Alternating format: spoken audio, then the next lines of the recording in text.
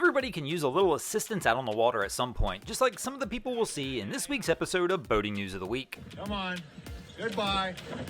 Goodbye. Our first story to make the boating news this week is going to take us over to Boynton Beach and Boynton Inlet, where these images were captured this past week. Broncos guru, this one's for you. I'm pretty sure this guy just hit the rocks right here. Came into Boynton Inlet real hot. Apparently, this scout entered Boynton Inlet a little bit hot, according to the witness, and wound up clipping the rocks. And for those of you who've not experienced Boynton Inlet, we do have camera crews that typically go down here and film on the weekends, and we usually air those videos over on our good friend Wavy Boats channel. But this inlet really is one of the most dangerous and crazy inlets on the East Coast, with a massive current that just rolls through this inlet.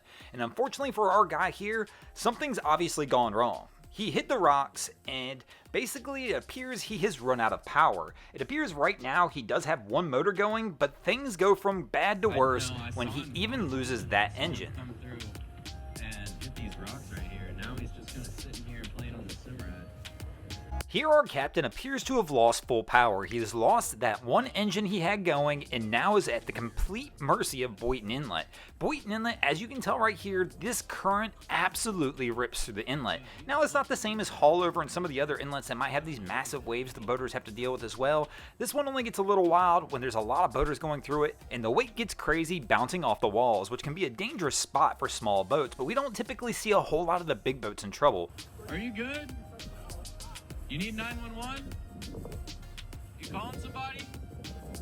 Here our Good Samaritan on the edge of the bank is offering to call help for this boat, but help's obviously not going to get here in time. Really, this captain's at the mercy of one of a few options. One, try and determine what the problem is and get these motors running again.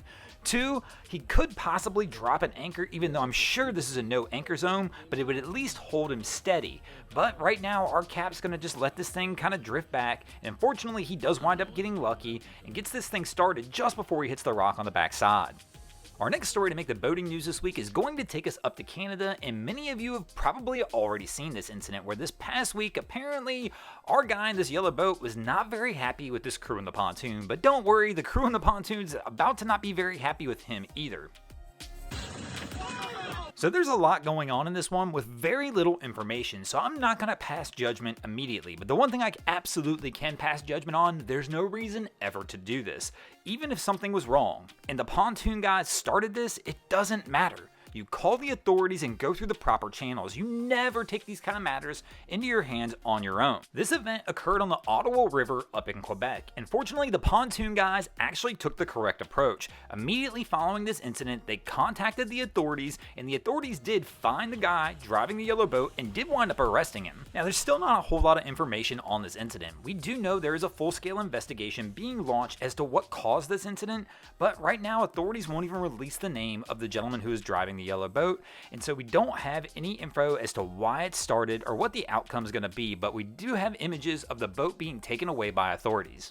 Our next story to make the boating news this week is going to take us over to Texas, where this past week, the Coast Guard went to interdict 4 crews they caught illegally fishing near Corpus Christi, Texas, in 4 Lonka boats. Lonka boats are long, slender fishing vessels, and these boats were actually spotted by a Sentry aircraft the Coast Guard had out on patrol. As soon as they spotted the boats doing the illegal activity, the Coast Guard launched 2 of their vessels to go ahead and intercept the fishermen. But all of a sudden, what turned out to be an interception wound up turning into a rescue, as the Coast Guard's vessel, upon arrival, discovered that the Lonka boat they were after was actually sinking. Here we're going to see the Coast Guard make their turn toward the vessel, where there's going to be 5 fishermen on board this boat, and nobody's wearing a life jacket. The first thing the Coast Guard does is ask these guys if they need any life vests and begin throwing them some sort of apparatus to keep them afloat in the water, as the Coast Guard does everything they can to try and pull along the side of the sinking vessel and get these guys off the ship. Now I have to imagine this crew right now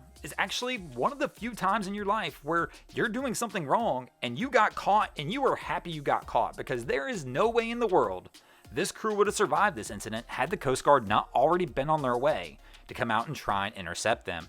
Thanks for watching, guys. I hope you enjoyed this week's episode of Boating News of the Week. If you ever see anything crazy happening out on your waterways, be sure to hit me up on Facebook or Instagram and let me know, and you might see your stories over here. Just like Melissa D. Solet's Peter Campen, Sam Sheeter, and Mike Ferguson did this week. And if you guys haven't already, go ahead and drop an anchor on the subscribe button here. If not, we're coming to steal your drain plug.